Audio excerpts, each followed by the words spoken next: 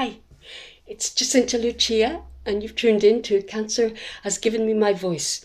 My talk today is about putting the treat into treatment. Cancer treatment for many of us is challenging, requires a lot of endurance, resilience. It is tough. It can go on for months. There's side effects, quite tough side effects to deal with. It is hard going. But the cancer that we're talking about, the treatment we're talking about is treating the body. What I'm talking about in terms of putting the treat into treatment is I want to put the treat, the nurture into treatment. So where we nurture ourselves and nurture our mind and our emotional, spiritual selves. And as we go through treatment, this is really important, particularly if it's a long term.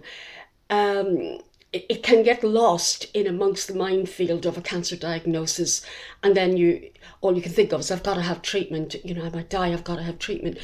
But what we lose sight of sometimes, in the scheme of things, and it's natural, is to protect our mind, to look after ourselves, to emotionally look after ourselves. So I want to put treat into treatment and show you some tips on how to do that and how to nurture you through this process. So these are some things that I've learned along my route, and I've done every one of these.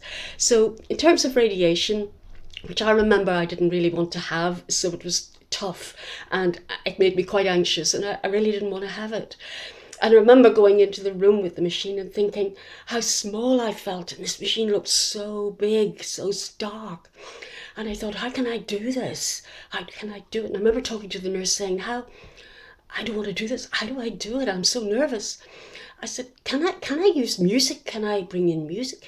And she said, yeah. She said, you can bring in a CD and we'll play it. And I remember her saying this, and to me it felt like she'd just given me the crown jewels. I felt such a treat in that room. So I brought in my CD, and I remember it was of ABBA. And we played it, and I said, can you turn it up and turn it up and turn it up as loud as you possibly can? So she did. And afterwards, I got lost in the music and forgot about what I was actually going through. And then afterwards, when we left, this was even more exciting. All the patients outside, my friend told me, they were all tapping their legs as we were going to it, tapping their little feet. And they wanted to know where I got the music. So you can imagine in days to come that all radiology patients would be sitting there with their CDs. Maybe of ABBA, who knows? Okay, so let's move on to oncology appointments, which are always charged, no matter whether the results are good news, not good news, bad news, it really doesn't matter. But sitting in that waiting room for me is not somewhere I want to be ever. So one thing I found out was, I remember saying when I went in one day, I said, look, I'm going to go for but I remember asking, how long is the wait? And she said, well, it's an hour and a half. I said, oh, right, okay. Look, I'm going to go for a coffee and then I'll come back. And she said, oh, no, don't go. Take a bleeper. And I thought, there's a bleeper. So I took this bleeper, gave them my number, and then they would bleep me when the oncologist was ready to see me. And I thought, treat. I can actually have coffee. I can go around the hospital looking at the shops. I could even stretch it as far as the Maggie Centre next door. It would still bleep. And that took my mind off the whole thing and what I was going through. And it relaxed me. It made me easier and better in myself and protected my mind and my emotional self. Okay, so moving on to the chemotherapy suite. When I went there for the first time, I was so shaken and so daunted. And I wasn't even having chemotherapy, I was having some other drugs. And I remember thinking, oh my God, the whole clinical side of this I found harsh for me. And I thought, how do I look after myself in here? I could see illness around me that I don't think I'd envisaged prior. This was very early on. So what I did was I brought in a blanket, my favourite blanket, and it was fleece and it was red, oddly enough, but red seemed to do it for me. And I put that on my bed, and I brought in my favourite pillow. I brought in the newspapers. I got some food that I liked eating. I brought in music I could listen to, my favourite music, and I brought in my best friend, and we used to sit there and we used to do the crosswords together. We would do the horoscopes. In fact, we would do everything to keep my mind above the situation, not get dragged down into how deep and dark this can possibly be. And that worked. Now I'm going to tell you a little bit in a moment about my secret friend. My secret friend comes with me everywhere and always, always will do. That will never change. My secret friend makes injections and needles and cannulas bearable, if not even possible. And my friend is called Emla. And Emla is a topical cream you put on your skin, wherever, and you leave it on for about an hour and it numbs that area, the top of the skin.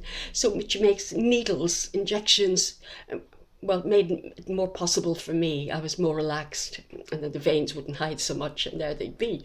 And it made it just more palatable. And I do it on every single occasion. And I don't care how mad that sounds, it works for me. And whatever works for you, you do it at this time in your life. Now, the key thing I want to say that I think is the biggest thing for me, that is the biggest treat I give me that works every single time, particularly in the earlier years of doing this, going through treatment. And that is afterwards, after whatever visit to the hospital I do, and it really doesn't matter what it is, whatever visit, no matter how challenging or not, I then go to my favourite cafe and I call it my oasis. And there I stay. And depending on how challenging the treatment is, sometimes I'll have lunch, I'll have a meal, I'll have a glass of wine even, and I'll sit there. Or if it's not so challenging, I'll have coffee and a cake, but I sit there for as long as it takes so that I can reframe my mind and clear that feeling from it. Because in the early days, my son was small and I didn't want to bring that home to my child. I wanted to get rid of it. And I'd sit there. Sometimes I would cry, but I'd let the tears go. And then eventually I would come up. And this protected my mind, my emotions, and it has been key. So what I would say is, let's dare to treat ourselves. Let's dare to live. Let's dare to hope. And let's see the magic that happens. This is Jacinta Lucia, and you're tuned into Cancer Has Given Me My Voice. If you'd like to make a donation, please do. I'm raising funds to go to the Cancer Issels Immunotherapy Center in Mexico. Thank you. Bye-bye.